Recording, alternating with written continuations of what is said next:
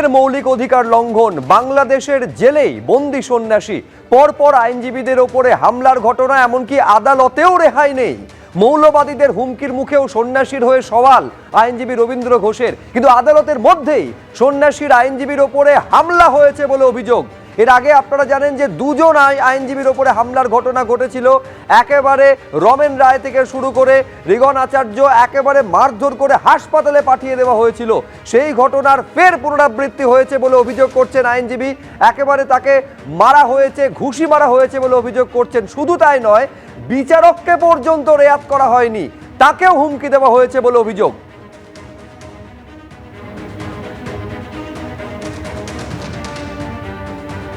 ফলে আইনজীবীদের ওপরে যে হামলার ঘটনা ধারাবাহিকভাবে সেটা হয়ে চলেছে। দুজন আইনজীবীর ওপরে, চিন্ময় কৃষ্ণ দাসের দুজন আইনজীবীর ওপরে হামলার ঘটনা ঘটেছে। এর আগে যেদিন শুনানি ছিল, শুনানির আগের দিন এমন মারধর করা হয় যে তাকে আইসিইউতে ভর্তি করা হয়। আরেকজন আইনজীবী রিগন আচার্য, আপনারা জানেন, শুধু তাকে মারধর নয়, তার চেম্বারে পর্যন্ত যথেচ্ছ ভাঙচুর চালানো হয়। সেই ঘটনা ফের ঘটলো একেবারে আদালত চত্বরের মধ্যে।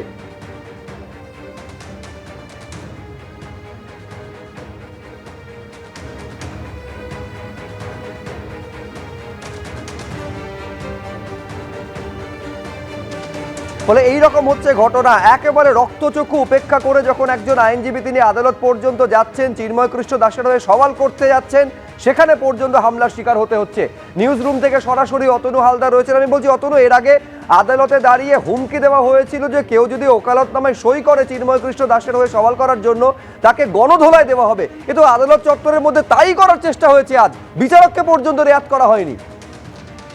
দেখো, একবারই তাই। তুমি জানো যে যে বিষয়টা হয়েছে সেটা হচ্ছে সন্ন্যাসী চিন্ময় কৃষ্ণ দাস, তিনি যে জেলে রয়েছেন, এবং তুমি জানো যে এর আগে তাকে যেদিনকে আদালতে পেশ করা হয় সেই দিনকে চট্টগ্রাম আদালতে তার হয়ে একজন আইনজীবীও দাঁড়াননি।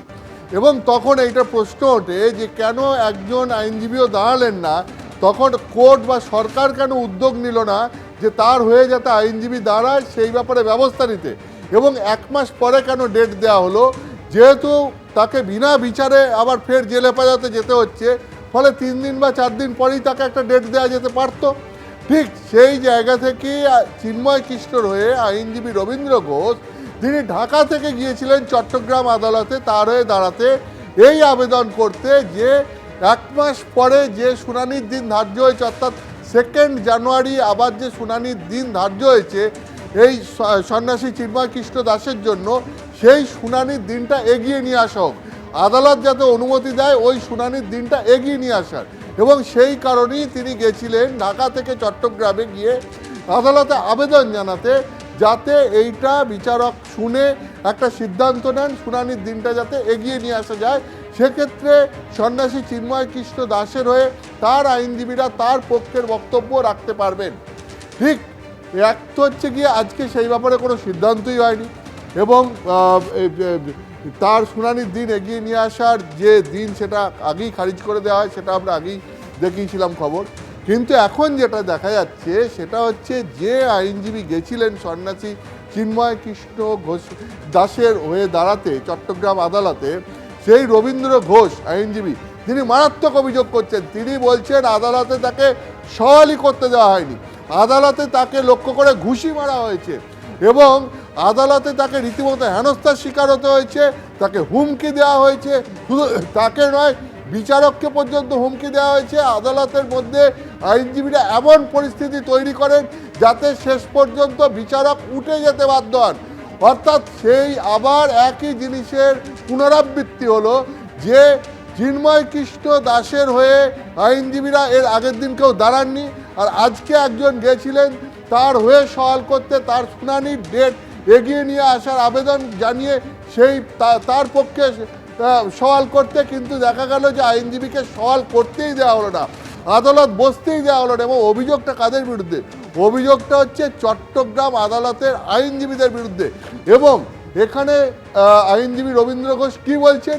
তিনি বলছেন ধর্মের কারণে তার ওপরে অ্যাটাক হয়েছে, এবং এইটাই হচ্ছে সবথেকে মারাত্মক। বারবার এই অভিযোগটাই আসছে যে বাংলাদেশে সংখ্যালঘু হিন্দু, বৌদ্ধ, খ্রিস্টান, তাদের কোনো নিরাপত্তা নেই। এবং আজকে এই যে সন্ন্যাসী চিন্ময় কৃষ্ণ দাসকে বিনা বিচারে জেলে থাকতে হচ্ছে এবং তার হয়ে আইনজীবী সওয়াল করতে গিয়ে হুমকির মুখে তাকে পড়তে হচ্ছে। আমি এইখানে এবং অতনু একবার সেখানে তোমাকে দেখা থামাচ্ছি, দর্শকদের দেখিয়ে দিই যে কিভাবে একেবারে আদালত চত্বরের মধ্যে তাকে হুমকি দেওয়া শুধু নয়, তাকে ঘুষি পর্যন্ত মারা হয়েছে এবং আরো যেটা উদ্বেগের বিষয় যে বিচারককে পর্যন্ত হুমকি দেওয়া হয়েছে বলে অভিযোগ করছেন আইনজীবী রবীন্দ্র ঘোষ। কি বলছেন একবার দেখুন।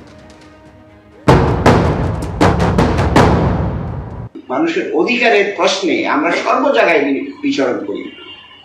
এই যে আজকে যে ঘটনাটা হলো, অত্যন্ত দুঃখজনক ঘটনা। আমি আশা করতে পারি নাই আইনজীবীরা কি করে সন্ত্রাসী করতে পারে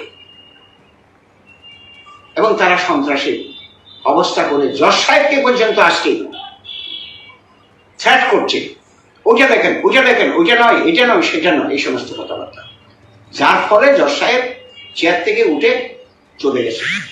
উনি আর থাকেননি। তাহলে আমরা কোন দেশে বাস করি? পুলিশ প্রোটেকশনে আমি বেরিয়ে আসতে পেরেছি, আজকে আমার উপরে হামলা হয়েছে।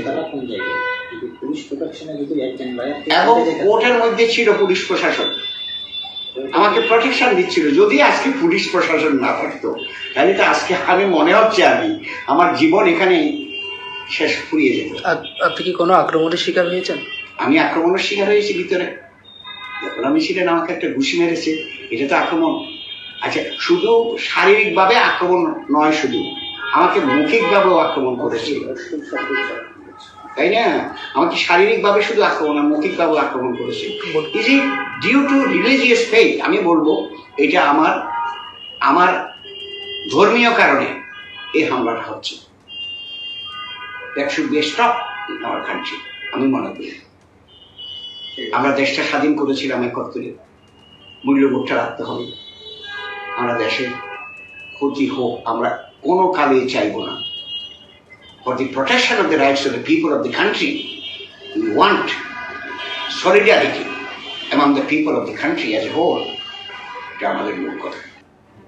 আমি বলছি অতনু, একেবারে আক্ষেপ ঝরে পড়ছে রবীন্দ্র ঘোষের গলায়। আমি বলছি এই আশঙ্কাটা তো একেবারে পুরো মাত্রায় থাকছে। আজকে যদি এই ঘটনা হয়, এরপর চিন্ময় কৃষ্ণ দাসের জামিনের শুনানির শিডিউলড হিয়ারিং যেদিন রয়েছে সেদিনও একই ঘটনা ঘটবে না, তার নিশ্চয়তা কে দেবে?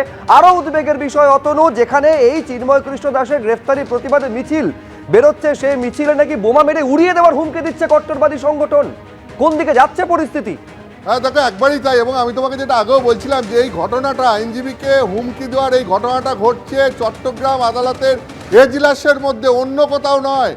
এখন চট্টগ্রাম আদালতের এজলাসের মধ্যেই যদি এই ঘটনা ঘটে, সেখানে যদি ধর্মীয় কারণে এইভাবে আইনজীবীকে হুমকির শিকার হতে হয়, তাহলে বাকি এলাকায় কি ঘটছে সেটা সহজেই অনুমান করা যায়।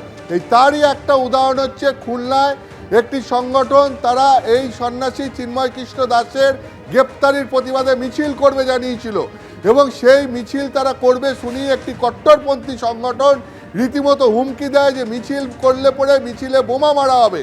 এবং সেই হুমকি এমন পর্যায়ে পৌঁছায় যে সেই মিছিল বের করতে আর সাহস করেননি যারা মিছিল বের করবেন ঠিক করেছিলেন তারা।